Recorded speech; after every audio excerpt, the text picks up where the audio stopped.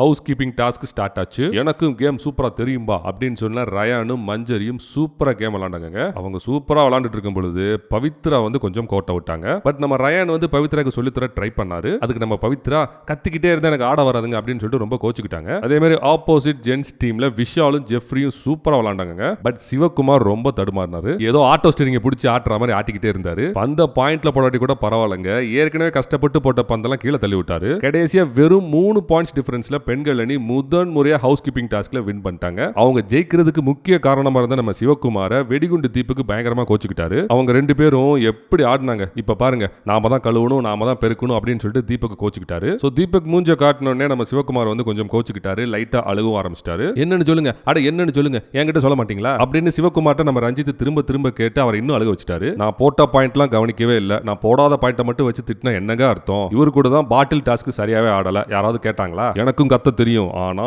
அப்படின்னு சொடக்கு போட்டு சொன்ன நம்ம சிவாவை ரஞ்சித் வந்து கூல் டவுன் பண்ணிக்கிட்டு இருந்தாரு. சோ பாய்ஸ் டீம்லயும் ஒரு சரியான சண்டை காத்திருக்கு நான் நினைக்கிறேன். சோ ஒரு வகையில சிவகுமார் சொன்னது கரெக்ட் தாங்க. ஏன்னா தீபக் ஒருவேளை இந்த கேமை விளையாண்டு அவர் இன்னும் கூட சொதப்பிருக்கலாம் இல்லையா? அதுக்கும் சான்ஸ் இருக்குல்ல. சீனியருங்கிற ஒரு பந்தா வந்து தீபக் இந்த இடத்துல கொஞ்சம் காட்டாம இருந்திருக்கலாம். சோ இத்தனை வாரம் கேர்ள்ஸ் பண்ண ஹவுஸ் கீப்பிங் டாஸ்க் இந்த ஒரு வாரம் வந்து ஜென்ஸ் வந்து சேலஞ்ச் எடுத்துட்டு பண்ணலாம்ல. இதுல என்ன தப்பு இருக்கு? ஆனா அது மட்டும் கிடையாது. நம்ம முத்து என்ன சொன்னார் தெரியுமா? நம்ம அதிக பாயிண்ட் எடுத்தும் தோக்குற மாதிரி ஆயிடுச்சு அப்படின்னு ஓரமா புலம்பிட்டு போயிட்டாரு.